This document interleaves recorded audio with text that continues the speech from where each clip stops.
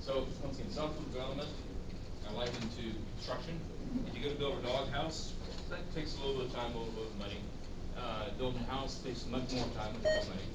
And then you go on to building a Walmart store, that's more expensive. Building a skyscraper is much more complex. It's much more planning than anything I've mentioned. And when you're talking about self-development, businesses, like Java was built and designed to make it so big business can build big programs more successfully.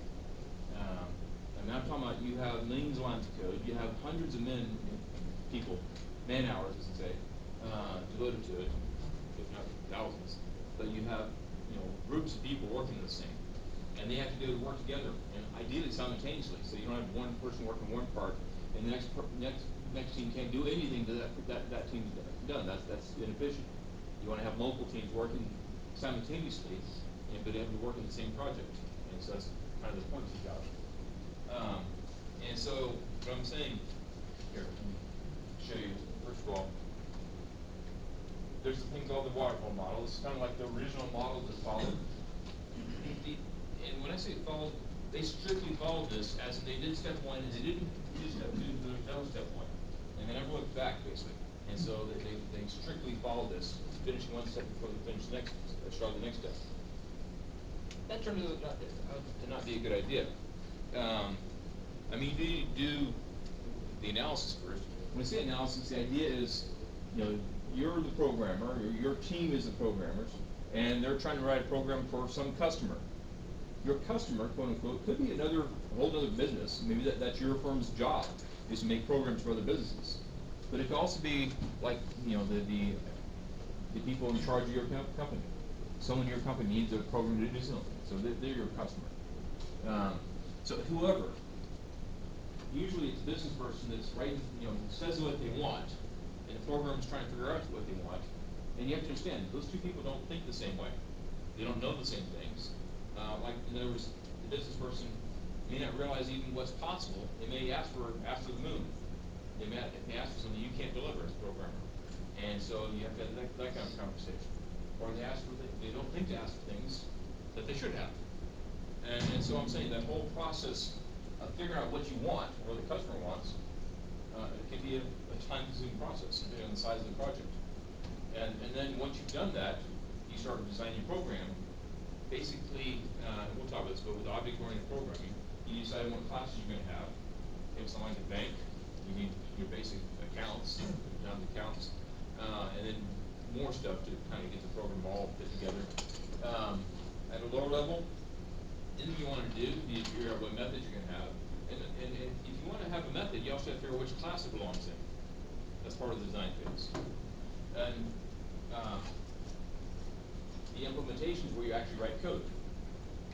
And with what we're doing, the design is mostly done for you, or it doesn't take a lot of thought to decide how you're going to design it. And so you very, very quickly get into the implementation of the code part.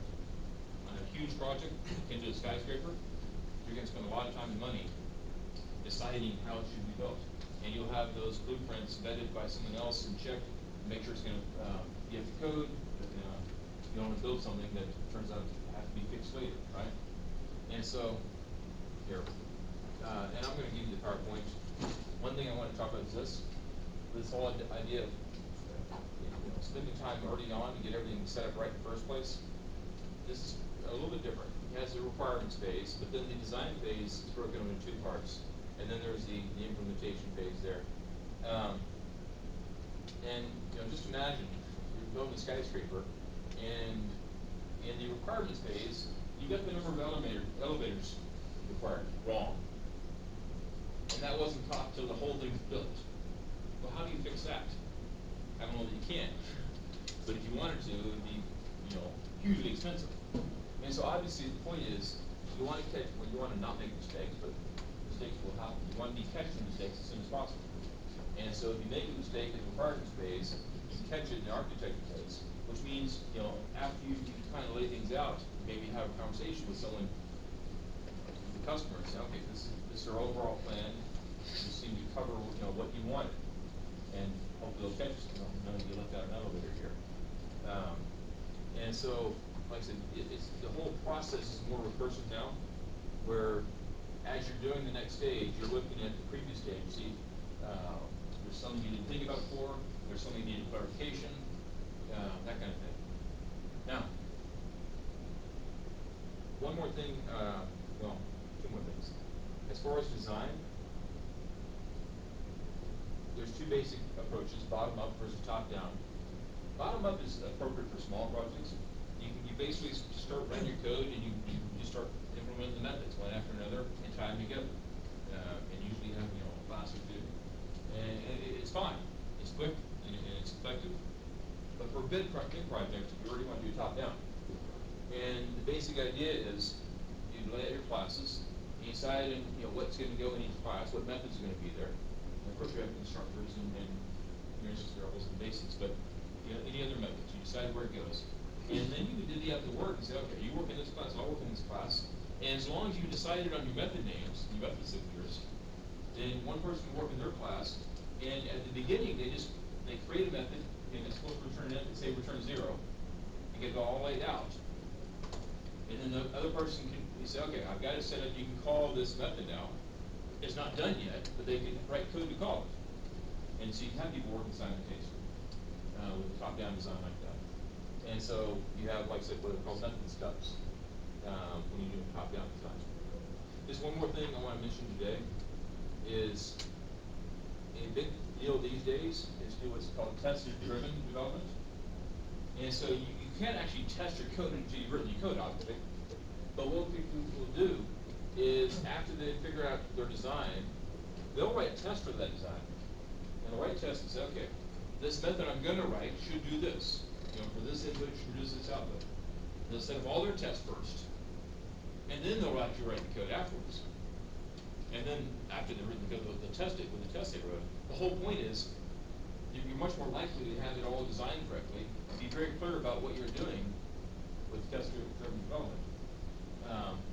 And so I want to talk about the proper way to test. We'll do that tomorrow. One last thing, obviously debugging, you're finding any errors, and you go back and fix them and test them again. So that's definitely kind of a recursive process there.